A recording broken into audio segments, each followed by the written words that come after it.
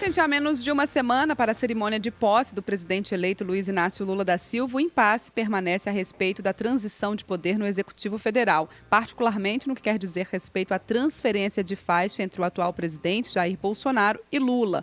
Bolsonaro passa o fim de ano em Mar-a-Lago, na Flórida, e deixou claro que não pretende participar da cerimônia. Entretanto, pessoas próximas ao presidente tentam reverter a decisão.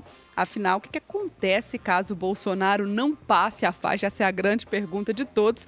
Para falar sobre esse impasse, recebemos agora a nossa colunista, professora e advogada, especialista em direito eleitoral, doutora Luciana Nepomuceno, está com a gente toda segunda-feira aqui no Central. Lu, bom dia, seja bem-vinda mais uma vez. Ei, Carol, bom dia, João, bom dia para nossa audiência, um Feliz Natal, atrasado, né? Mas Feliz Natal. Nunca falta hora para a gente poder desejar bons fluidos, né? Boas energias.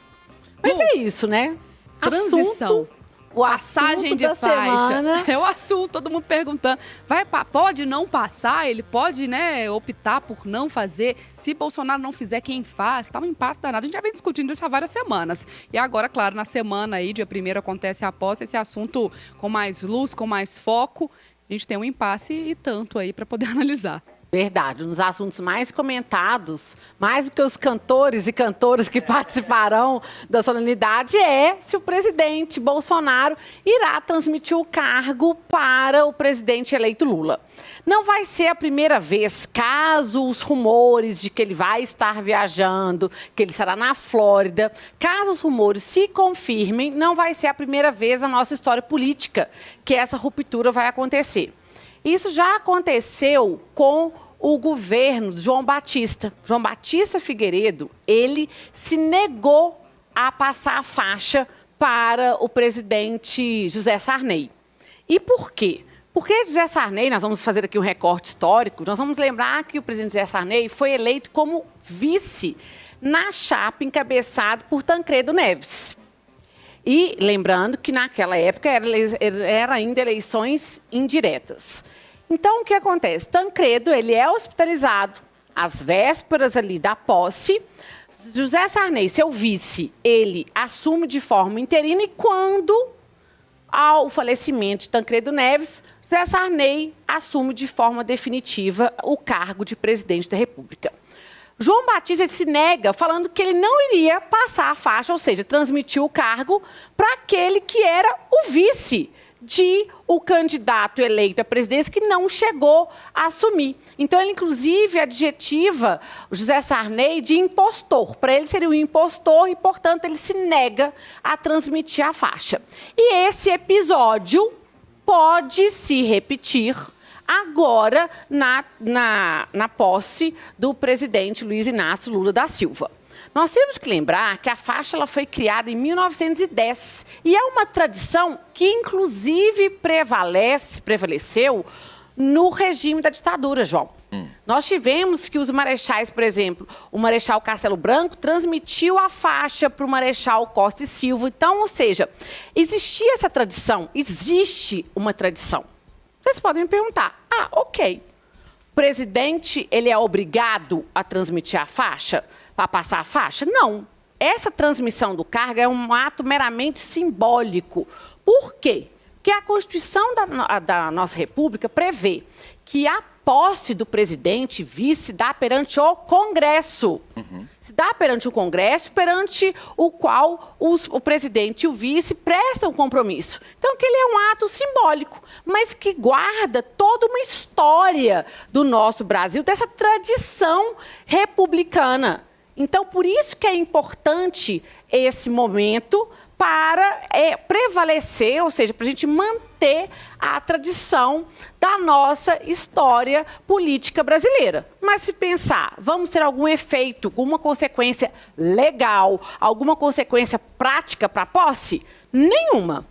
Inclusive, pelo que eu tenho lido, a organização do evento que está sendo feito pela Janja, pela esposa do presidente Luiz Inácio, já está considerando que não haverá essa transmissão do cargo.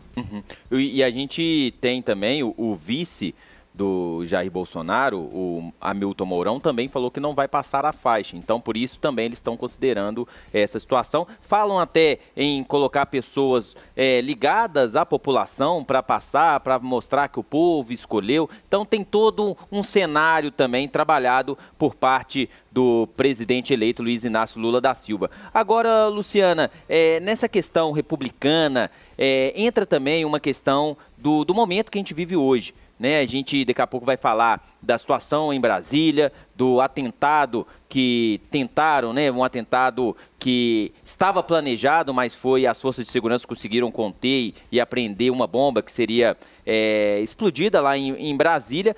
Esse momento também não seria, se o Bolsonaro passasse a faixa, seria também para acalmar os ânimos, ou você acha também ao contrário, se ele fosse lá, poderia ainda mais colocar, vamos dizer, entre aspas aí, exacerbar esse sentimento de muitos? João, pensa bem, nesse momento, não é um momento atual, um momento que a gente tem vivenciado durante todo esse processo político eleitoral. O presidente Jair Bolsonaro decidindo, vamos dizer, ele se retratando dessa decisão de viajar para o exterior e tomando essa atitude, a meu sentir, ele vai representar ali um ato realmente de uma autoridade. Se ele quer representar uma oposição ao presidente Lula e ser esse personagem que vai congregar todos os ânimos dos 50 e 58 milhões de eleitores que depositaram o voto de confiança, é o momento dele mostrar essa autoridade. De mostrar a autoridade dele que, independentemente da conjuntura de ter saído derrotado nas urnas, ele ali passa a faixa e se mostra como o líder agora de uma oposição ao governo eleito. Muito melhor do que sair e antecipar as suas merecidas férias. Então, a meu sentir, tinha sim que cumprir a tradição histórica, não reforçar uma ruptura que aconteceu, como eu disse, na época de João Batista com o presidente José Sarney, que era um outro contexto. Ele tem todo o direito de falar que não quer passar. Não existe lei nenhuma que obrigue ele a passar, mas seria uma demonstração dessa autoridade, desse poder dele e dessa liderança, caso ele queira assumir esse protagonismo de oposição agora ao governo do PT. Agora, outra coisa que chama atenção é a forma também como está sendo preparada essa troca de faixas, que é protocolar, mas vai ter aí vários shows, você mesmo falou, vários artistas vão se apresentar. Isso já aconteceu outras vezes? Já. Na época do Fernando Henrique Cardoso, inclusive, teve show da Daniela Mercury. Curioso, teve show da Daniela Mercury. Ou seja, show não é prerrogativa do PT. Aí a gente acompanhando. Show não é prerrogativa do PT, gente. Já aconteceu anteriormente. A gente acompanhando, então, esse impasse, essa possibilidade de não haver essa transição, porque o João disse bem aí, o vice-presidente Hamilton Mourão falou, não, se ele não passar, eu também mas não vou passar, não é, gente? Esse simbolismo se dá na figura do presidente que está saindo e daquele que está entrando. Não tem sentido vice assumir, peraí, não, o presidente não quer ir, deixa eu assumir o lugar dele. Não é a posição do vice.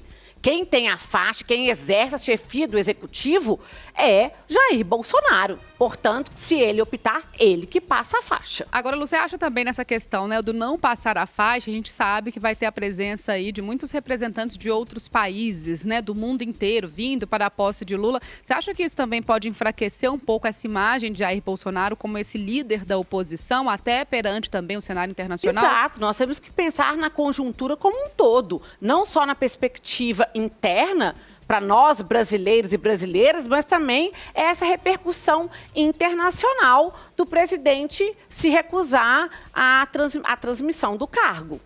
Então, reforço por todos os vieses argumentativos que seria a postura mais conveniente, inclusive o presidente, dentro dessa liderança que ele pretende, doravante, assumir agora, como líder ou representativo dessa oposição, inclusive para o eleitorado de 58 milhões de brasileiros que esperaram um posicionamento dele. Exemplo, pronunciamento do Natal, que tem todo ano, não teve. Então, é a postura que a gente espera, inclusive quando sai derrotado, que se assuma. Sair derrotado, não está conformado. Existe o que eu denomino de terceiro turno das eleições, a Justiça Eleitoral está aí para poder resolver, dirimir questões de qualquer irregularidade que tenha acontecido, em tese, mas ali é uma postura de chefe de Estado, de chefe de governo. Tá aí, gente. Professora e advogada especialista em Direito Eleitoral, doutora Luciana Nepomuceno, é nossa colunista, está aqui com a gente no Central